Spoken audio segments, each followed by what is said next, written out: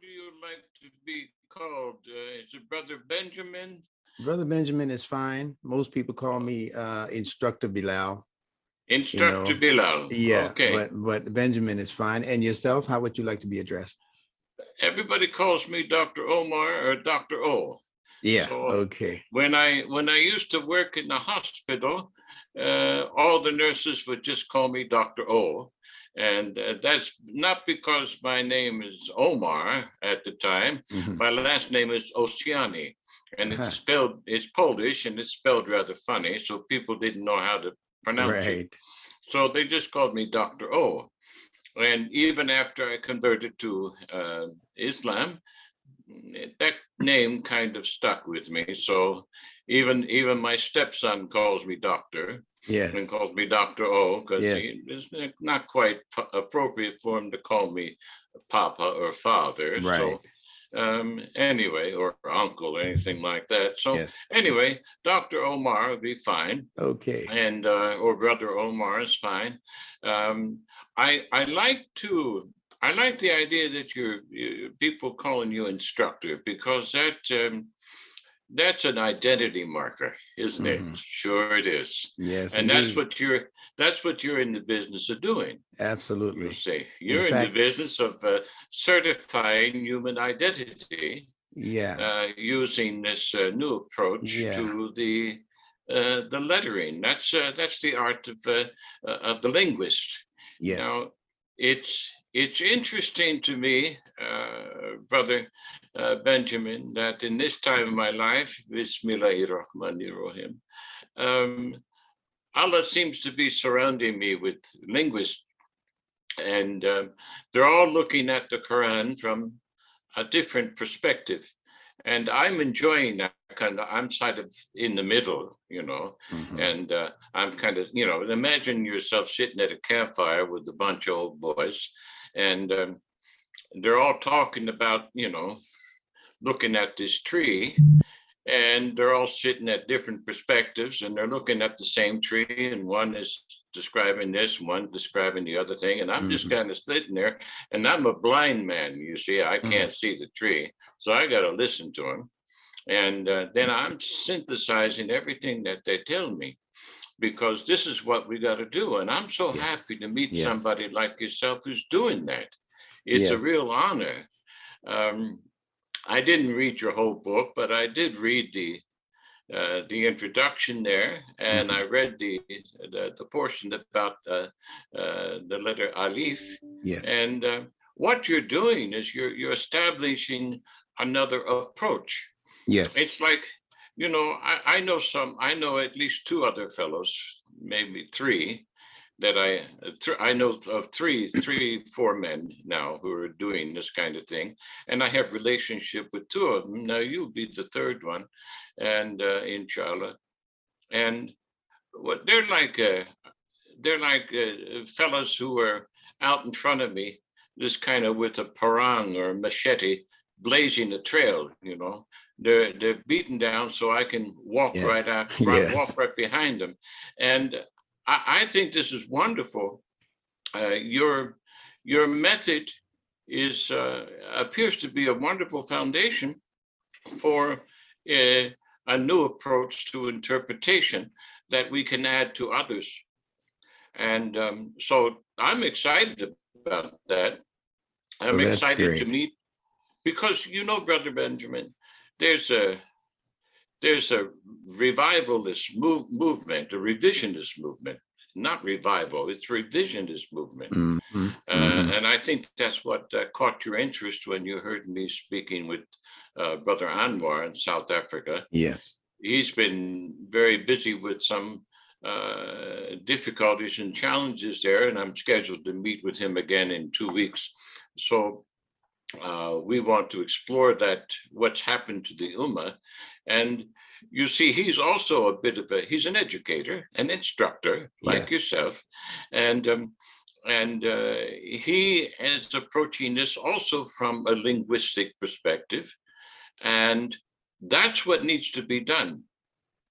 So you're setting a new kind of benchmark from a different perspective. Now, if I take your perspective, then I take say Brother Anwar's perspective, and then I add that to what Dr. Hani Achan is doing. Yes, very, And very excellent you presenter. know Dr. Hani I Achan? do. I'm very Yeah. familiar with him. Yeah, Oh, I've gotten man. familiar with him in the last, I would say the last about 4 months or so. I've been listening to him. Yeah, he's outstanding. He's that he's fellow. exciting. Yes, very exciting. His insights are very exciting. Very, and that's so. So now you see, if you add your approach to his approach and to Brother Anwar's approach, imagine that synthetic result. Yes. The synthesis there, that it will just elevate the ummah above absolutely all of the, because that's what we want to do. Yes. We want to beautiful. enter Beautiful. we want to enter the samawat. Yes. This is what we're doing. Yes. That's Alhamdulillah, right. it's wonderful. And yes, indeed. You know, so I'm very excited to meet with you, brother, and may it please Allah subhanahu wa ta'ala to bless our meeting for the sake of the ummah, for the sake of those students who turn to us old fellas and see what it is that we know and don't know. Right. Yeah, that's right. So what's on your mind today? Well, I want to go back to something that you began with, and that is the way I would like to be addressed. And to me, it can be Ben, it can be Benji, it can be anything. And, I say, I don't care what you call me as long as you call. But Association of Imam Wadath-Din Muhammad. And he, as you probably know, Wadath-Din Muhammad. And he, as you probably know, was responsible for a transformation and a transition from his father's ideology, which was Nation of Islam, so-called Black Muslim ideology. And he was responsible for helping us adjust to the learning curve when it came to the introduction of Quranic logic, which actually replaced his father's catechisms. And because I was in Imam Muhammad's association, when I began teaching officially as an imam, I recognized that a good number of the imams in Imam Muhammad's association were not truly educated in the Quran. They were actually holdovers from being ministers under Elijah Muhammad. So that was their orientation. And I wanted to distinguish myself from that particular section of the community, again, which spilled over into Imam Muhammad's tenure. So I started calling myself instructor after hearing Imam Wadath-Din Muhammad tell audiences around the country that he wanted the educators to step forth. And he told the imams specifically, he said, they do not have to take your place. He said, but you need to let the instructors, the educators step forth. He didn't use the term instructor, I chose that. But he said, you need to let the educators step forth and teach the people. So when I heard that, I understood that he was making a clear distinction, although in very subtle language, that there was a difference between what we were perceiving as an imam, which anybody could grab. It was a title that was up for grabs in his association. You didn't have to have any special training. You didn't have to have any years of, investigation into Quranic logic or anything. You just had to say, I think I can teach, what W.D. Muhammad is saying, not even what the Quran is saying, but what W.D. Muhammad is saying. So I wanted to distinguish myself, and I wanted to create a new paradigm for how we present ourselves as academic leaders in the community, because that's what's most needed right now. And we need an educated populace right now. And I chose the word instructor not for its formal meaning in academics, but because of what the word suggests itself. It suggests internal structure. Instructor. It suggests one who is providing internal structure. And because the human being is essentially an internal being, a metaphysical being, a term that you would use, and I love the way you put all of that together. But when we're talking about ourselves on the level of our instinctive and our emotional and our intellectual drives, then we're talking about something that you can't see in the mirror. That's correct. We're talking about something that needs to really be pondered As Allah says, we should do the Quran, we should also do that to ourselves once we know what this self actually is. And it's not what we're looking at in the mirror. That's what keeps us steeped in racism and gender discrimination and all, because of what we're looking at in the mirror. And that's changing constantly.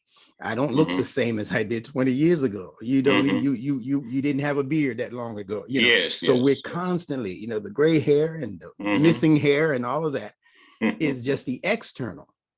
It's the external, which allows us to have as a support for this developing, growing, and increasing level of energies and frequencies that he created as an internal property. So I am an instructor. I'm helping people to achieve internal structure.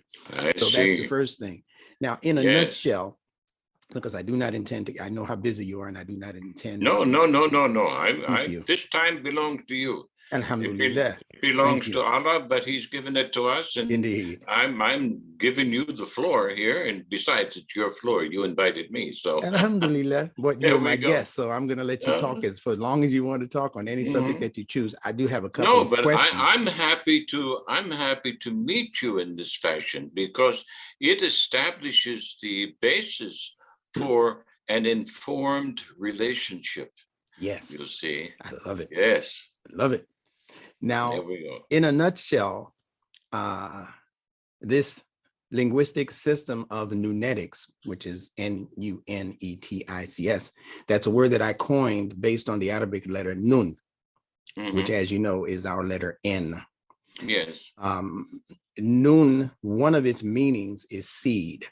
And I begin with the premise that most Muslims have no clue that each one of those letters actually means something.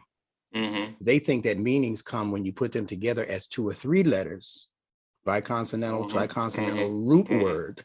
And then you have to go investigate the root word meaning, the verbal root word meaning, in order to come up with an understanding. But I'm following the, it's not even a hint. It's a strong clue that Allah put in the Quran in Surah 30, Ayah 30, where he speaks about al-fitra. He speaks about the fitra and how what he is establishing for human life is based upon the fitra. And he calls it his fitra, fitratullah, that created all humans upon that platform of fitra, And I ask Muslims, indigenous Muslims, and also Muslims from abroad, I say, what do you know about the fitra? And one Muslim immigrant told me, he said, what is the fitra? And he was a hafiz. He said, what is the fitra? I said, it's in the Quran. He said, it's in the Quran. I'd never heard the fitra. What is this fitra? I said, it's your deen. I said, deen of the fitra. He said, oh, fitra. Yeah, fitra, of how things grow organically.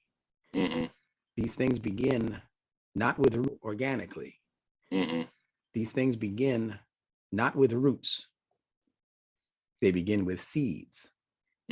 So if the Muslim scholarship is teaching the people language that's based on the root word definitions, they've skipped a whole step. You talked about that samawat, right? Samawat, right?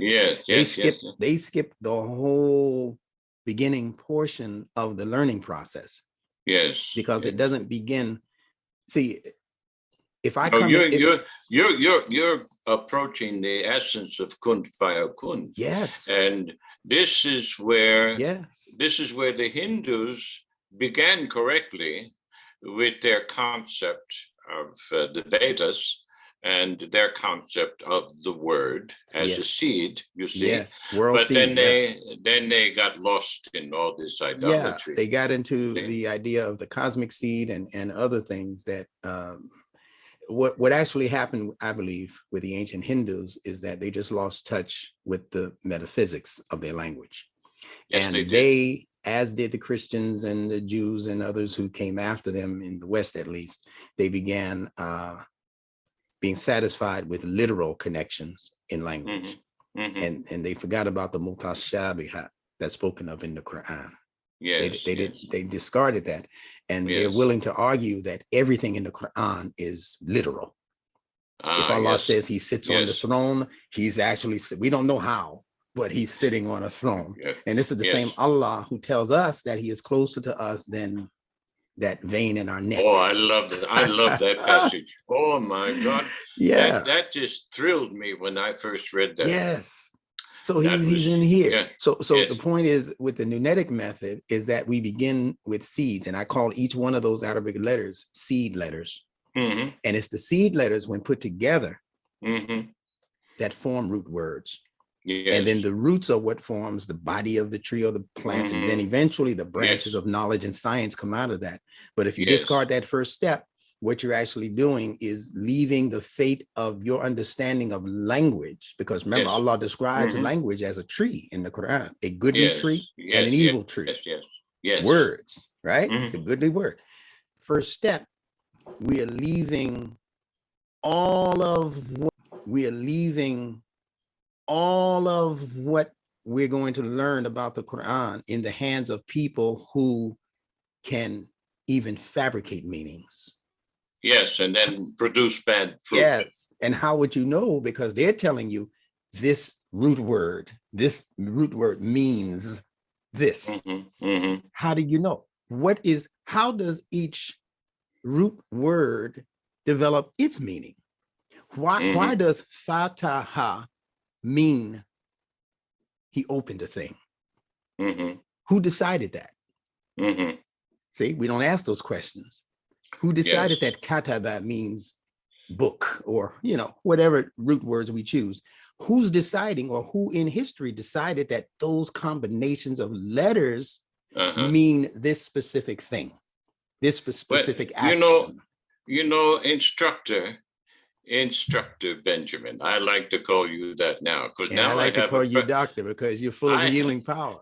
I have a firmer idea of who you are now, just based on what you've said here, and I think some of your students will as well, because this is very important. What you're doing. You've seen these old westerns, where you got a wagon train, you got a driver on the wagon, he's got 20 mules in front of him, or horses, whatever. You're up there pulling the reins, and you're saying, hey, whoa, slow down. Yes. Slow down. Yes. Have a look-see, have a listen. All right, before you go any further. Yes. Before you go any further. That's what I hear you saying here. And that's what caused me to sort of just interject here, because that's a powerful picture. A very powerful picture, because people are so much in a hurry now to go here, there, and everywhere with their literal approach to piety. And they're missing the foundation. So what's happening here, what you're trying to establish, and what I think your approach does, is you give back, you're giving the serious scriptural student a rock upon which to stand on. Now, the scripture itself is referred to in the Judeo-Christian tradition as the rock of revelation. Yes. But hey, those words are already formed, you see.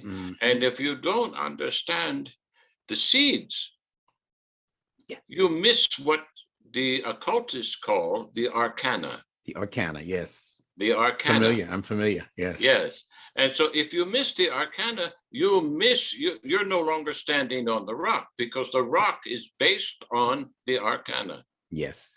And there are so many people who run off, think they got some fanciful idea of what this, that, or the next thing means, and they establish a whole sect. Yes. They will establish whole schools. Yes. It's schools all causing what we need to do in our effort here at communicating with each other, is to open up a path that allows people to experience the unity of revelation, the Tawheed. Yes. That is expressed in the name of Allah subhanahu wa ta'ala. It's Tawheed. All of creation is Tawheed. Absolutely. But because of the reductionist, literalist mindset, which is then accepted tradition as fact, and when in fact most of it is not fact. That's right. Far from it. then this leads to what the scripture calls being lost or being blind. Yeah. How can the blind lead the blind? They all fall into the ditch. That's right. Alhamdulillah, I'm so excited Well, to meet you. alhamdulillah. Well, let me just I'm getting my hair is standing up now. I'm getting chills here. Well, doctor, let me say this on top of what I've said about the Yes. seed. The seed Yes, is the key. Now, you know, the seed is the most discarded thing in the hands of average people. Mhm. We eat an orange, what do? We spit out the seed. We eat an apple, we spit out the seed, right? We eat watermelon, we spit out the seed. Yes. That's only the average person who does that. The farmer has a different sensitivity. Yes, yes. So you and I and people of our ilk, we are farmers of language. Yes, okay. We are farming language. Allah says that the successful ones will be the muflihun from falaha. Falaha, muflih, farmer. Allah says muflih, farmer. Allah says that they will be the successful one. The successful ones, successful by what means?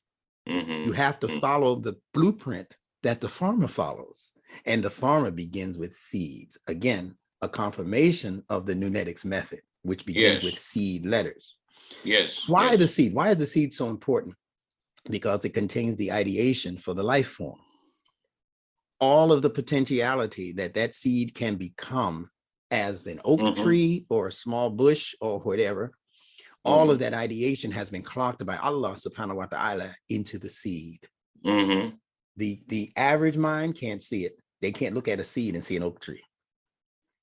But they can't look at their newborn baby and see greatness either. Most people, some can, but most people can't. They have to wait and see what it grows into. The farmer knows what that seed is going to be. That's why he puts all of them in one place, a watermelon patch or an orange grove, you know. So that's what we're doing with Quranic language. We're collecting and we're collating similar words, not only similar words, you know, they have that Al-Quran bil Quran method, which I don't think is an actual legitimate method for understanding the Quran myself. I don't ascribe to it, but I don't think it's just that you look for where this word is located everywhere in the Quran. And then you come up with this super duper understanding of what Allah is saying. I don't think that. The Quran for me it's super sensitive to connections in logic. So it's not just the similar root words or root letters that are giving you definition. It's actually related concepts. It's conceptually related. And we can go into that maybe the next time that we get together. But it's conceptually related. So the focus is on the seed and the seed letter. Now, why is this important? Even for Dr. Haney, I think this is important. He may not recognize that. I did email him and he was so busy in the Abrahamic locution part of the room that he agreed that what I said was profound. And I only said a little bit, but he said, well, you know, I'm going to stick with my method and I'm not really interested in investigating other methods. This was his message to me. So I said, well, it's just a matter of time. But the point is that it doesn't take let me interject there. I have had correspondence with Dr. Honey, and I support his work. And you know, let me create another imaginative picture here. You see, you take any ship. Imagine yourself on a clipper ship 150 years ago, sailing the open waters, and you're the captain, okay? And you've got a first mate, and you've got, you know, various officers up there on the quarterdeck, and you've got all these men doing different aspects of seafaring occupations. You've got carpenters, you've got skilled iron workers, you've got all kinds of fellows who can do specific tasks. Well, the responsibility of the captain is to make the best use of each man's potential and their expertise. And so when I look at someone like Dr. Hani of Chan, Allah blessed him with a particular skill, I see that he's doing these associations that you just spoke of, the relational Yes, associations. indeed he is. Yes. But he has not gotten to the seed. Okay. Right. Now, if you try to interrupt what he's doing, if he's not ready, you see, then you sort of take him away from the task at hand. And so, what I would do as a captain, I would say, okay, well, I let him do what he's doing because I need that particular talent, I need that particular product, I need that outcome. And then we can add that to what this fellow's doing over here. You see? Mm-hmm. So Yes, when Instructor Benjamin comes out with the root word, and Dr. Hani and his students are, kind of scratching their head over some passage that, he may have explained in a reasonable fashion by about 50 or 60%, the rest of the meaning will come. Yes. Yes. You see? Sure. That's where we're totally at. Agree. And I'll tell you right now, I don't expect that you or I will be able to follow through on this process. Allah is doing it. Yes. Allah's guiding him, Allah's guiding you, Allah's guiding me. Absolutely. In our particular separate paths. It's our students who take the time, according to Allah's guidance, to listen carefully to us. They will complete the task. Yes. So yeah, they will complete the task. You Agreed. see, as its own seed, yes. or its own seed yes. for this revision. And it's built on it's like any great scientist, I forget which one, said, I stand on the shoulder of giants. Yes. So don't look at me. You see? Right. Right. They're going to stand on the shoulder of the people that we stand on, you see? And each of us, we're building Jacob's ladder. Yes. Into the Samawat, you see? Yes. That's what this is. That's right. It's not just a dream, it's a process. Yes. It is a process. And I'm sure that your examinations of the root words would be able to confirm what I've just said there. Absolutely. Yes. I see it in my mind's eye. Yeah. Absolutely. See the beauty of this? And I'm going to give you another great example of what you just described in terms of the process. Yes. My work with Nunetics is predicated upon a previous work that you're probably familiar with called Grimm's Law. Yes. Okay, so Jacob Grimm of the Grimm's Brothers fame was able to devise a methodology for creating languages and letters, but he only did it for Indo-European languages. Oh. See? So we have a similar method where he's dealing with the 7 parts of articulation in the human mouth and that kind of thing. My process in Nunetics is cross-cultural, multilingual. It goes above and beyond Indo-European languages, which was his focus. My focus is universality, or let's use the word that you used earlier, Tawheed. How does all of this tie together? So because the human mouth can only speak from 7 different areas or regions, each one of those regions registers psychologically in the human mind. So if I say cha, giving you the letter cha, if that were in real life and someone heard it, they would think I was choking. And I'm trying to remove the impediment. Unless you were in the Kalahari Desert. Okay. So it's going to have different applications, but it's going to register similar meanings in the mind is my point. You know, if I say S or S, it's going to register softness and quietude. Yes.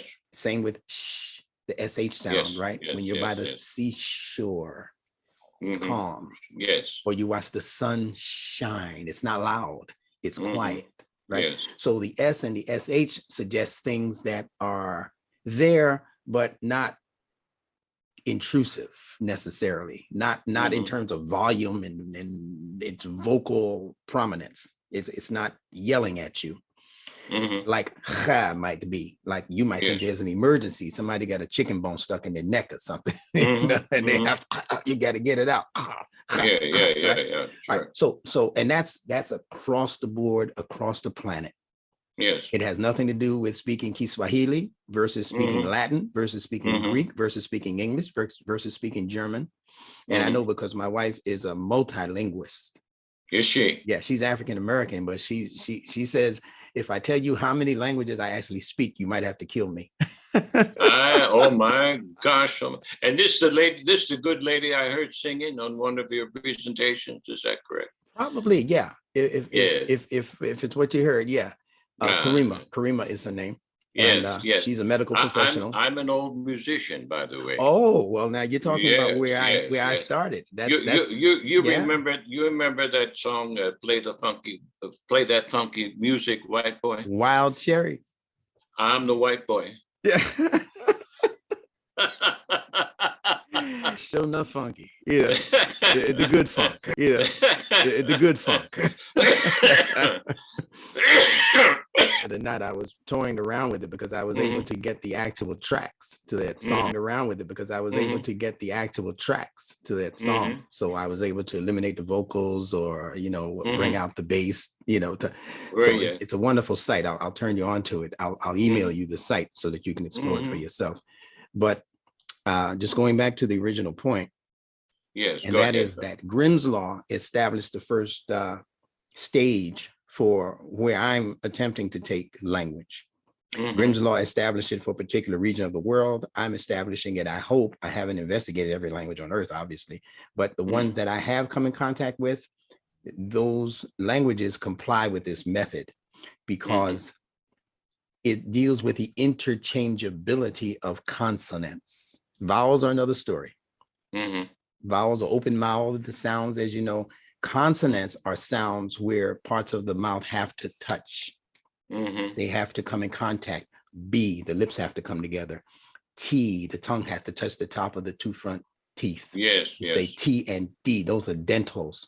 The letter R, properly pronounced with the roll, the trill, R and L are also interchangeable because the tongue has to touch the top palate in order for you to pronounce those. So it's not the actual sound, it's the action and where or how the mouth becomes situated that sends the signal to the psyche that this means up to the mind. When the tongue has to go up, and that's why so many words that contain the letter lam in Arabic and the letter L in English have to do with elevation. You get it? Yeah, gotcha. It has to do with elevation. All right.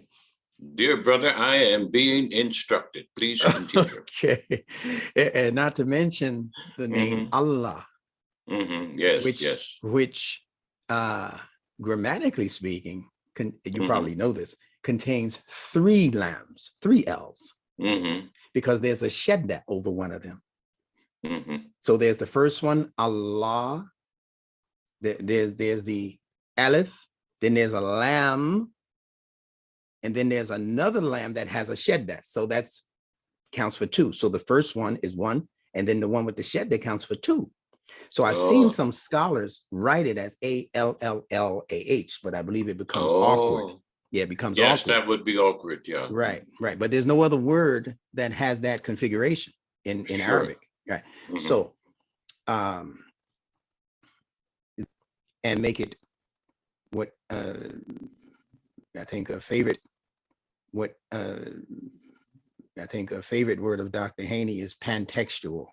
Meaning that in my case, wherever you look at language, wherever you hear a word, you're able to make an association. I'll give you a quick, for instance. We have the word salah, right? In the Quran. And it contains the essential consonants of the S sound and the L sound, salah. Sometimes they put a tab marbuta, a T on the end, salat, put a tab marbuta, a T on the end, salat, salatul Aisha, or, you know, but if it's by itself, it's just, it fades, you know, to black actually. So it's just salah. So, and I believe that all trilateral words began as bilateral words. See, I'm following began as bilateral words. See, I'm following the fitra. I'm not following the scholars. Yes, of course. And of course, in the fitra, 2 comes before 3. 2 parents have to get together to make a third, which ends up being the child. Doesn't happen any other way. Of course. All right. So the biconsonantal words, I have figured out, and Allah will correct me if I'm incorrect, I have figured out that it's the biconsonantal or the bilateral words that are the original language. Now, what do I mean by that? I mean that when language began to develop among the human species, the first sounds emanating from the human vocal cords were actually inarticulate sounds to begin with. So now you'll have depictions of so-called cavemen who are ooh, ooh, ah, ah, you know, that kind of thing, monkey sounds, you know, but they're inarticulate, although they are sounds. Those sounds are registering certain concerns. If I say right now, with all of the English I might know, I say, you make a point and I go, ah, yes, you know what that means. Yes, yes. Or if somebody scares me and says, boo, and I go, ooh, right? Yes. Or, ah, I know what that means. Yes. That harsh, yes, right? yes. Okay. And where do you learn this? You learn this from the fitra of infants. Yes. People are not paying attention. Babies come here open mouthed. Yes, they do. And then they calm down. They do speak from the cradle. You're correct. Absolutely. Absolutely. So all of that is fitra-based Nunetics learning. I call it that. That's where the Nunetics method begins. It begins with an intensive study of infant behavior, infant noises, infant sounds, right? Well, this is beyond pristine. This is primordial. It is absolutely primordial. It's primordial. And in the language, the language, I should say in the language of letter identification or sound identification, we're talking what the linguists would call proto-roots as opposed to roots. So you have the seed. The first expression is that the seed has to open, just like the first sound from the infant is an open mouthed sound. It all corresponds, right? Yes. Now, once the mouth opens and the baby begins to learn the differences in sounds and reactions to things, then as mama or whoever's teaching that child begins to repeat certain words in the environment of that child, that's how the baby learns bilateral or proto-root words like mama. He'll learn ma first, ma, ma. And then eventually he'll go, ma, he'll double it. Mama, pa, pa, two. And then when he becomes stronger in his, word collection, that's when he's going to go for the trilateral and up. That's a developmental process. It is like what they call the mirror neurons. Yes, mirror neurons. If you study neurology and you study the new approach to political neurology, which studies the phenomena of mind control. It's an ancient art, really, which has been practiced by the wrong kinds of people for an awful long time. Mind control folks Yes. So MK Ultra, they all all of this sort of thing. But this mirroring is a confirmation. See, we're always seeking confirmation, and the Quran speaks about this, and it uses, I don't know what the Arab term is, but the English expression is certainty. Yes. You see, we will double and then we will triple a concept and maybe even quadruple it in order to reassure ourselves. And then there comes a certain point where we know we're standing on the rock of truth and we don't need that assurance anymore. We have Right. it. That's right. And We have it. that's called yaqeen in the Quran. Ah, yes. There Yeah. we go. Allah speaks about Oh, Ainul Yaqeen, which means my it means goodness me. the eye or eye, because Ah, two ah. eyes is Ainain. Mm-hmm. One eye is Ain, and Ain is a letter in the Arabic alphabet, which means Ah, eye, but it mm-hmm. also means insight Oh, on the higher my. level. So what I forgot to Mm-hmm. mention about the Nunetics method is that there are 3 tiers to this study. The first one is to identify every Arabic letter as a part of your body. Oh, you're going Oriental on me. Well, Yeah, on me. well, Yeah. hey. All right, let me go get my acupuncture needles. I'm getting Yeah. ready. We're just going to go measure those meridians, sir. Yeah, Yeah. because that's what it's all about. They've just There we separated go. it All into right. different Mm-hmm. disciplines, and they make us Yes. think that they're not related to each other when they No, are they all. all It is Tawheed. all. They are Yes, all it's all consistent with Tawheed. each other. We're Yes, sir. leaving some of Doctor. our students in the dust here, you know. I think that there's some of our students in the dust here, you know.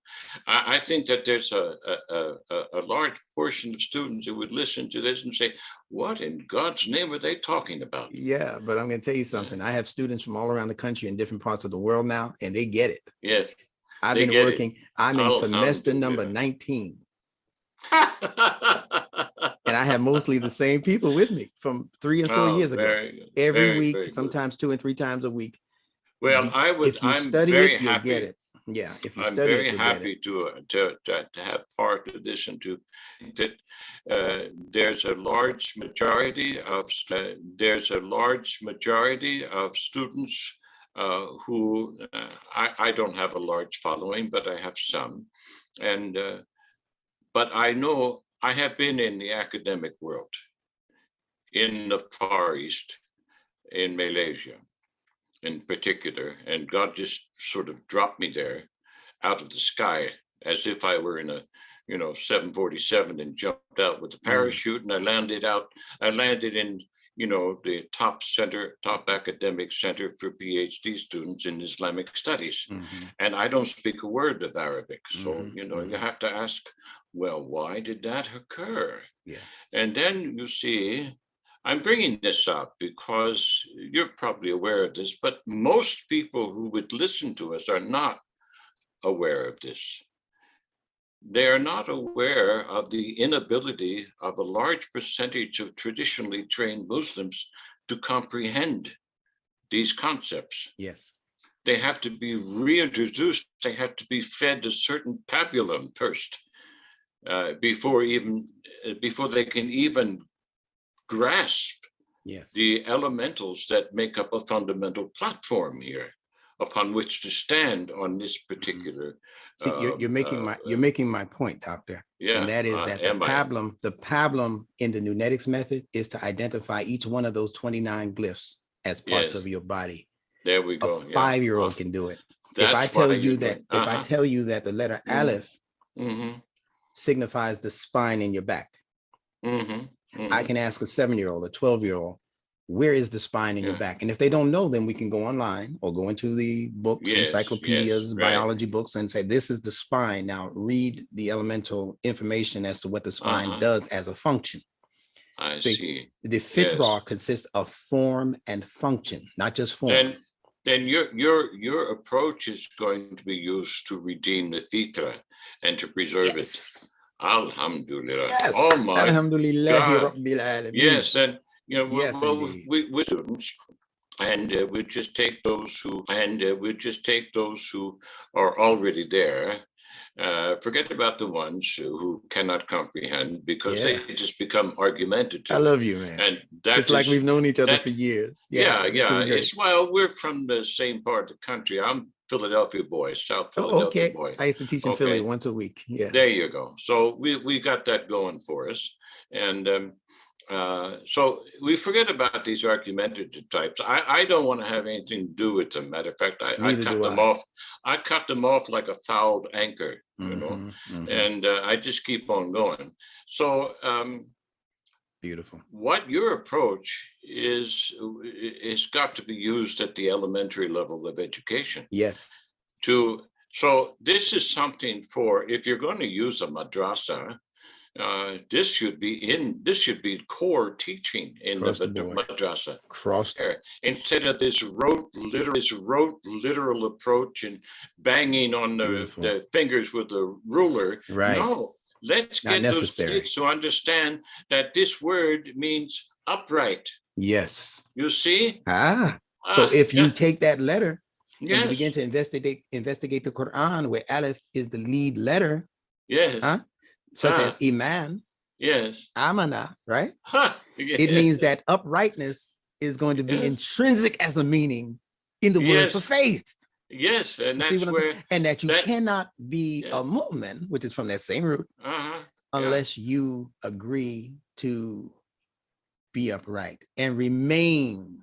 And without that, there's no justice. If you break the spine in the back, I don't care how much muscle mass, you can be Lou Ferrigno, you can be whoever, it doesn't matter. All that muscle is going to fall and fail if the spine is not in place. There's no Islam without the spine being in place. There we go. Gotcha. And then on the metaphysical level, you have the chakras and everything else running up and down the spinal cord. So it all is consistent is the point. That's the samawati. See, they're all of the skies are consistent. I have you. Listen, can we end on that point? I think that's a very good place to stop, because we shouldn't go too far, because we'll lose people's attentions here. Can we do this again next Monday at the same time? Monday is a great day for me.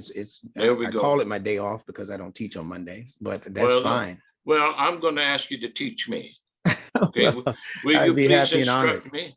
It's going to be mutual. It's going to be mutual. Yeah, there are a lot of things that you have said that I've investigated. I read even your small bio on your website. Yes. So I was familiar with you being in Malaysia and the things that happened to you. Kind of crazy. That's an interesting story. I like to hear more about that. But we need to teach each other. I'm not going to consign myself to. I understand that, but you see, this interplay is not. It's not for our benefit. It's for the benefit of the listeners. Absolutely. You see. It's like you just imagine a couple of kids who, take a break from their ball game, and they're watching a couple old guys play checkers, in the park, and then they're just saying, "Oh, well, look what," and they're looking at what you're doing, your move, or maybe playing chess, whatever the case might be.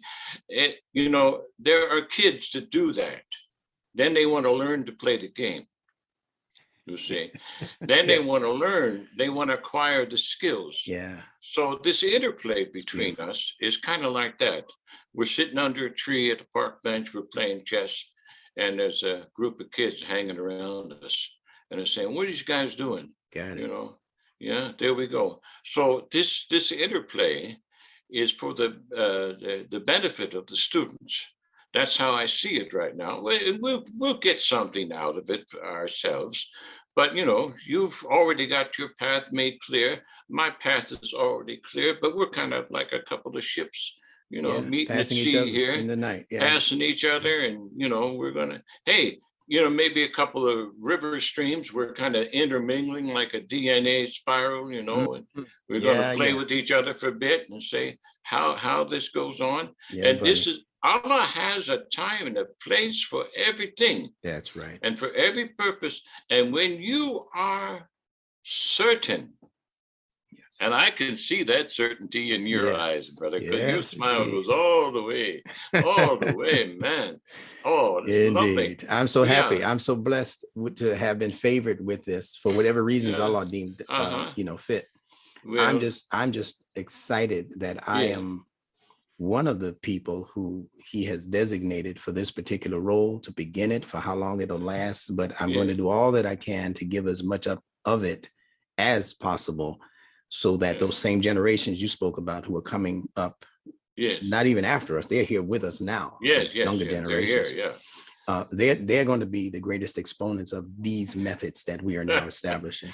Well, may it please Allah subhanahu wa ta'ala to grant us his guidance and wisdom and refuge in this particular relationship for this purpose and for whatever else his purpose may be. Thank you for your time, brother, and attention. Dear Instructor Benjamin, I am so pleased to meet you. Thank you, Doctor. Let's It's my set this pleasure. The aside pleasure is again all mine. next Yes. Monday.